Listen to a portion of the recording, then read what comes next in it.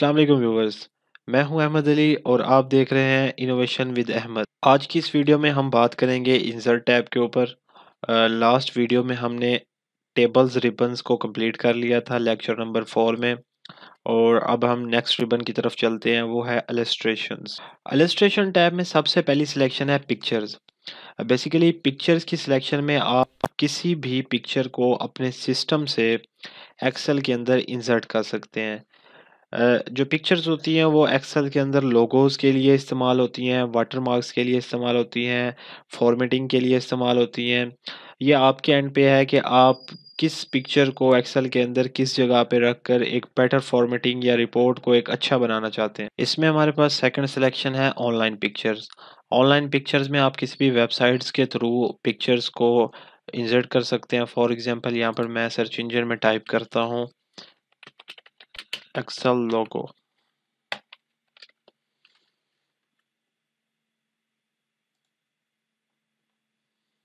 तो देखें व्यूवर्स, ये हमें डायरेक्ट पिक्चर की तरफ से ले गया और मैं यहाँ से इस पिक्चर को सिलेक्ट करके एक्सेल के अंदर इंसर्ट कर सकता हूँ।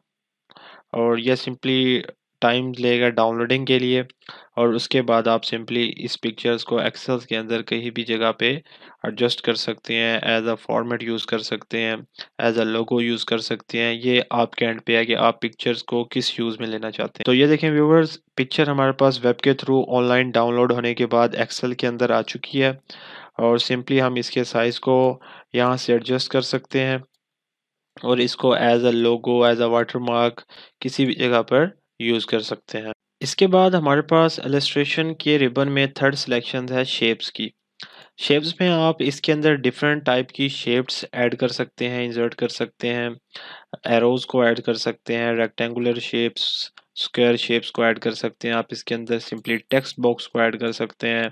आप इसके अंदर कोई भी टेक्स्ट लिख सकते हैं। जैसे आप डेटा को एक्सेल्स के सेल के अंदर इंसर्ट करते हैं, आप उसकी बजाय आप एक टेक्स्ट बॉक्स के अंदर डाटा को इंसर्ट करके अपवर्ड इसको शो करा सकते हैं। तो इलस्ट्रेशन की टैब से आप जब भी कोई सिलेक्शन को सिलेक्ट करेंगे और उसके थ्रू आप कोई भी टेक्स्ट बॉक्स या कोई शेप या कोई पिक्चर एक्सेल के अंदर इंसर्ट करेंगे, तो इन एक्सेल की तरफ से आपको एक फॉर्मेट की टैब दी जाएगी जो उस एग्जिस्टिंग सिलेक्शन के फॉर्मेट को एडजस्ट करने के लिए आपको प्रोवाइड की जाएगी। सिंपली मैंने यहाँ पे एक टेक्स्ट बॉक्स को इंसर्ट किया था, तो मैं इसके ऊपर अगर क्लिक करता हूँ तो आप देखें आपको यहाँ पे एक फॉर्मेट की टैब ऑटोमेटिकली शो हो गई है। तो सबसे पहले इस टैब के अंदर एक और रिबन है इंसर्ट शेप्स। आप इससे और मज़ीद शेप्स को ऐड कर सकते हैं और आपने जिस शेप को सिलेक्ट किया हुआ है उस शेप्स की आप टाइप को चेंज कर सकते हैं यहाँ से आप सिंपली। उसके बाद आप एक न्यू टेक्स्ट बॉक्स यहाँ से इंसर्ट कर सकते हैं। शेप्स के अंदर लिखे गए जाने वाले टेक्स्ट को आप चेंज कर सकते हैं, उसकी आउटलाइन को चेंज कर सकते हैं, उसके अंदर किए गए फिल कलर को चेंज कर सकते हैं। सिंपली आप इसको ब्लू कर देंगे तो इसके अंदर ये ब्लू कलर से फिल हो जाएगा और वाइट कलर का टेक्स्ट शो हो जाएगा। सिंपली आप मैन्युअली इसके अंदर कोई कलर फिल करना चाहते हैं तो आप यहाँ से कर सकते हैं और इसकी आउटलाइन का कलर आप यहाँ से एडजस्ट कर सकते हैं शेप एंड स्टाइल्स के रिबन में से। और इसकी शेप्स के जो इफ़ेक्ट्स हैं कि ये इसके इफ़ेक्ट्स शैडो किस तरह के शो हों, रिफ्लेक्शंस शो हों, ग्लो शो हो, और जो एजेस हों वो बेवल्ड शो हों और सॉफ्ट एजेस तो वो यहाँ से आप 3D रोटेशंस में भी इन चीज़ों को शो करा सकते हैं। इसके बाद फॉर्मेट का नेक्स्ट रिबन है वर्ड आर्ट स्टाइल। आप जब भी कोई एक्सेल के अंदर एक टेक्स्ट बॉक्स को इंसर्ट करेंगे, फॉर एग्जांपल मैं इस सिलेक्शन को सिलेक्ट करने के बाद एक न्यू टेक्स्ट बॉक्स यहाँ से इंसर्ट करता हूँ और उसको यहाँ पर ड्रॉ करता हूँ और इसके अंदर मैं एक टेक्स्ट को लिखता हूँ, फॉर एग्जांपल फ्रूट्स के नेम।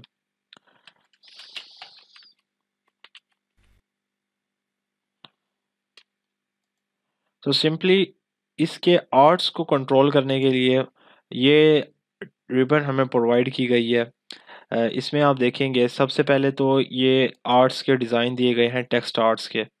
मैं इसके साइज़ को थोड़ा सा बढ़ा देता हूँ और सिंपली इसको सेंटराइज कर देता हूँ। और अब आप देखें इसके अंदर जब भी आप जिस स्टाइल के आर्ट को सिलेक्ट करेंगे तो ये हमें टेक्स्ट उस कलर का शो होना स्टार्ट हो जाएगा। और किसी एग्जिस्टिंग शुदा आर्ट को आप अगर चेंज क्लियर करना चाहते हैं तो आप वहाँ से सिंपली यहाँ से कर सकते हैं। इसके अलावा आप इसमें किसी भी और कलर से टेक्स्ट को फिल कर सकते हैं और इसकी टेक्स्ट की आउटलाइन को आप चेंज कर सकते हैं, क्योंकि टेक्स्ट इस टाइम विड्थ में है, काफ़ी उसकी विड्थ है, तो आप इसकी आउटलाइन के कलर को यहाँ से सिलेक्ट कर सकते हैं, उसके वेट को बढ़ा सकते हैं। फॉर एग्जांपल मैं इसके वेट को बढ़ा देता हूँ, आउटलाइन के टेक्स्ट के इफ़ेक्ट्स बढ़ा सकता हूँ, रिफ्लेक्शन, शेडो, 3D रोटेशन में इन सब को लिख सकता हूँ मैं। तो इसी तरह आप वर्ड आर्ट स्टाइल्स के रिबन में से टेक्स्ट के फॉर्मेट को एडजस्ट कर सकते हैं, उसके कलर्स, उनकी आउटलाइंस, उनके टेक्स्ट इफ़ेक्ट्स और उनके बॉडी कलर्स वगैरह को आप वर्ड आर्ट स्टाइल में से एडजस्ट कर सकते हैं। इसके बाद नेक्स्ट हमारे पास आता है अरेंज का रिबन। अरेंज के रिबन में यह है कि फॉर एग्जांपल आपने दो टेक्स्ट बॉक्स इंसर्ट कर दिए, जैसे कि फॉर एग्जांपल इसमें आपको शो हो रहा है कि एक टेक्स्ट बॉक्स बैक एंड पे है और एक है फ्रंट एंड पे। तो आपको फ्रंट एंड का टेक्स्ट बॉक्स तो शो हो रहा है, लेकिन बैक एंड के टेक्स्ट बॉक्स आपको कंप्लीट शो नहीं हो रहा। तो आप यहाँ से इन टेक्स्ट बॉक्स की एडजस्टमेंट कर सकते हैं कि आपका अपवर्ड और बैकवर्ड या फॉरवर्ड कौन सा टेक्स्ट आपको या इनबॉक्स शो हो। तो सिंपली आप यहाँ से इसको अब फॉरवर्ड कर सकते हैं, इसको बैकवर्ड कर सकते हैं और सिलेक्शन पेज में जाके आप इसकी शो एंड हाइड भी इसको यहाँ से कर सकते हैं। इसके बाद अरेंज की रिबन में हमारे पास रह जाता है अलाइन।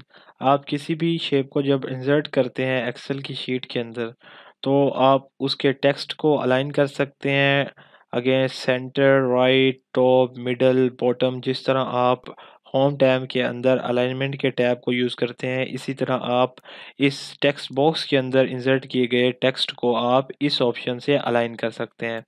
उसके बाद आप इंसर्ट किए हुए टेक्स्ट बॉक्स को या किसी भी शेप को रोटेट करा सकते हैं किसी भी एंगल्स के ऊपर।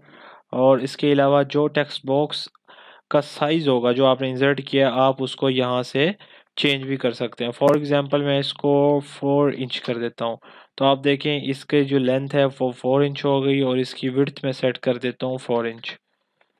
तो सिंपली ये 4x4 इंच का साइज़ इसका एडजस्ट हो गया।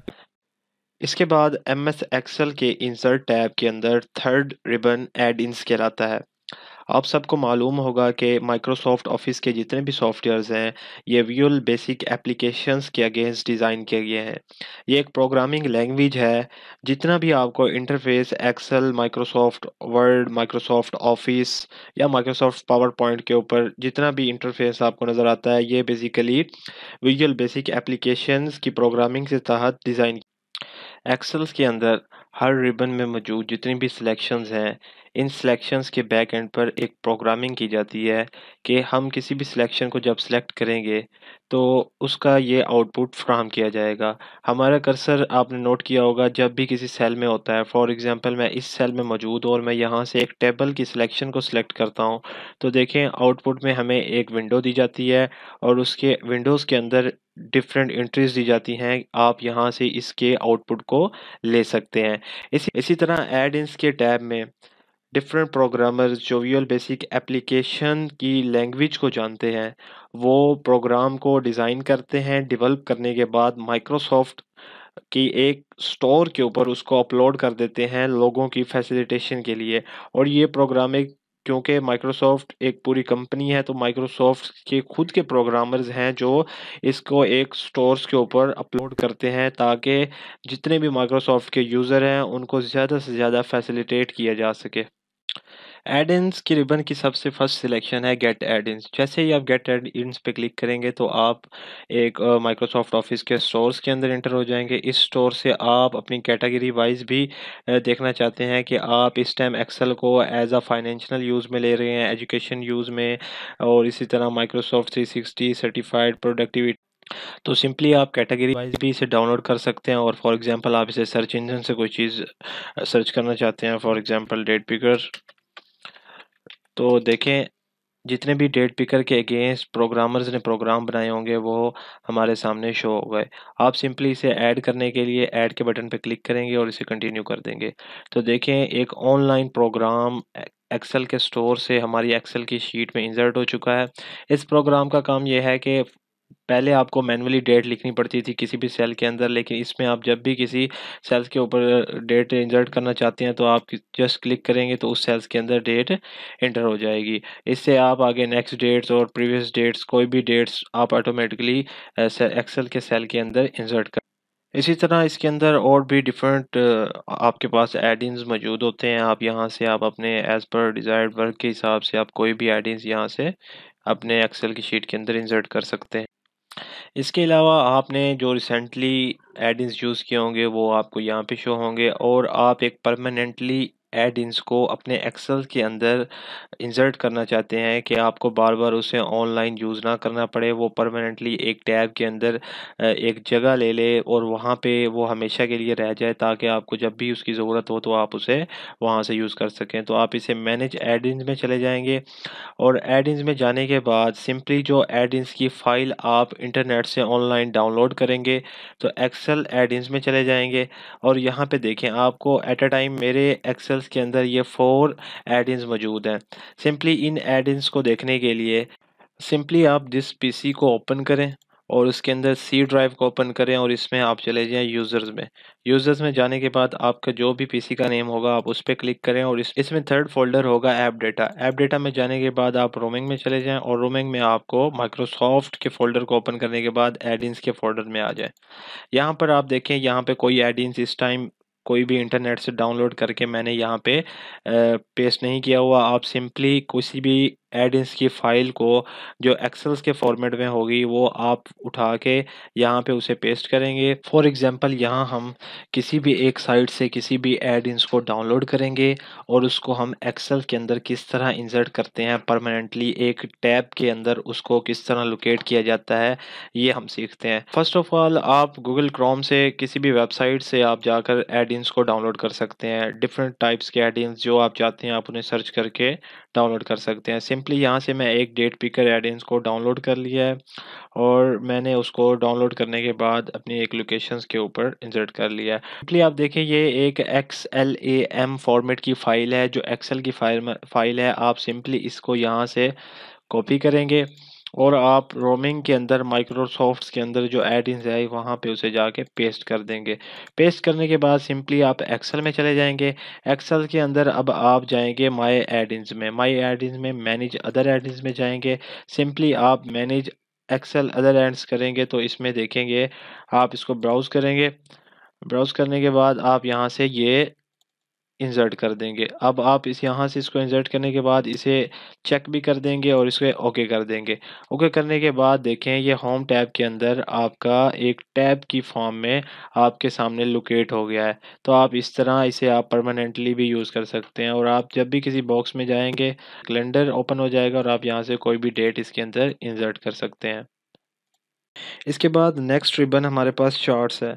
चार्ट्स के बारे में आपने सुना होगा कि चार्ट्स डेटा को आपको ग्राफिकली शेप में डिस्प्ले कराता है। आप किसी भी डेटा जो आपके पास डिफरेंट स्टाइल्स में है, डिफरेंट फ़ॉन्ट्स में है, डिफरेंट कैटेगरी में है, आप उसे एक ग्राफिकली डेटा को ऑप्टिमाइज़ेशन के लिए चार्ट्स के अंदर डिफ़ाइन करा सकते हैं, शो करा सकते हैं। फॉर एग्ज़ाम्पल मेरे पास एक डेटा मौजूद है जिसके अंदर एक क्लास है, उस क्लास के बच्चों के ऑब्टेन्ड मार्क्स हैं टोटल मार्क्स में से, और उनके नेम्स हमारे पास मौजूद हैं। सिंपली आप इस डाटा को क्लिक करें और इसके अंदर सबसे पहले आप रिकमेंडेड चार्ट्स को देखें कि आपको ये एक्सेल कौन-कौन से चार्ट्स रिकमेंडेड कर रहा है। तो हम यहाँ से एक रिकमेंडेड चार्ट में से एक चार्ट को अपने एक्सेल के अंदर इंसर्ट कर लेते हैं और डिफरेंट सेटिंग्स को समझने की कोशिश करते हैं। ये उन स्टूडेंट्स के नेम्स हैं और ब्लू कलर का बार हमें उनके टोटल मार्क्स को शो शो कराता है। तो हम इसके डेटा को लेबल करने के लिए यहाँ पर ऐड डेटा लेबल में चले जाएँगे, और यहाँ पर ये हमें उनके टोटल मार्क्स लेबल्स हो गए। और इसी तरह उनके ऑब्टेन मार्क्स को लेबल करने के लिए सिंपली हम इसी तरह दोबारा यही रूल रिकंटिन्यू करेंगे। जब भी आप एक्सेल के अंदर कोई भी इंसर्ट टैब में से कोई भी चीज़ इंसर्ट करेंगे तो आपको 1 या 2 टैब्स इजाफ़ी दी जाएँगी। यहाँ पर आपको चार्ट्स के लिए 2 टैब ज़्यादा दी गई हैं, जिसमें एक तो है चार्ट का डिज़ाइन। आप यहाँ से चार्ट के डिज़ाइन को चेंज कर सकते हैं, चार्ट के कलर को चेंज कर सकते हैं और इसके अलावा आप चार्ट्स के एलिमेंट्स जो प्राइमरी और एक्सेस टाइटल्स हो गए, इन इसको भी डिफ़ाइन कर सकते हैं। और यहाँ पर आप एक्सेस टाइटल में आप जो हॉरिज़ॉन्टल एक्सिस है, उसके टाइटल्स आप खुद लिख सकते हैं। यहाँ पे आप मार्क्स लिख सकते हैं सिंपली। और इसके अलावा आप इसके वर्टिकल चार्ट के टाइटल को एडजस्ट कर सकते हैं। इसके अलावा आप कॉलम्स के डेटे को रो में और रो के डेटे को कॉलम में कन्वर्ट कर सकते हैं। और आप बैक एंड से जिस डेटा को, क्योंकि ये लोकेशन है जहाँ से हमारा डाटा इस टाइम इसके अंदर इंसर्ट हुआ है, तो आप यहाँ से इसको चेंज भी कर सकते हैं। सिंपली आप किसी और लोकेशन पे चले जाएंगे तो ये वहाँ से चेंज हो जाएगा। इसके अलावा आप इसको वही इसी लोकेशन पे आना चाहते हैं तो सिंपली आप उसी पे क्लिक कर देंगे और आप यहाँ से इन चार्ट के ऊपर जाएंगे और सिलेक्ट डेटा करेंगे और यहाँ से आप इसको इंसर्ट कर लेंगे। इसके अलावा आप चार्ट की टाइप को यहाँ से चेंज कर सकते हैं। आप लाइन में देखना चाहते हैं, आप उसे पाई में, आप उसे बार में और स्टॉक में, तो आप यहाँ से इसको सिंपली चेंज कर सकते हैं। इसके बाद नेक्स्ट टैब है हमारे पास फॉर्मेट की टैब। फॉर्मेट की टैब में आप चार्ट एरिया के ऊपर जितने भी टेक्स्ट, जितने भी कलर्स मौजूद हैं, आप फॉर्मेट की टैब से सिंपली इसे एडजस्ट कर सकते हैं, मैनेज कर सकते हैं और इस चार्ट के साइज़ के बॉक्स साइज़ को आप यहाँ से चेंज कर सकते हैं। तो सिंपली ये फॉर्मेट की टैब हम लास्ट वीडियो में पहले ही कंप्लीट कर चुके हैं। तो इसके बाद हमारे पास इंसर्ट टैब में मज़ीद सिलेक्शन जो आ जाती है टूवर्स की, तो इंशाल्लाह वो हम नेक्स्ट वीडियो में इंसर्ट टैब को कंप्लीट कर लेंगे। तो मैं उम्मीद करता हूँ कि आपने आज के लेक्चर से बहुत कुछ सीखा होगा। मज़ीद इस तरह की वीडियोज़ को देखने के लिए हमारे चैनल को सब्सक्राइब करें। तब तक के लिए अल्लाह हाफ़िज़।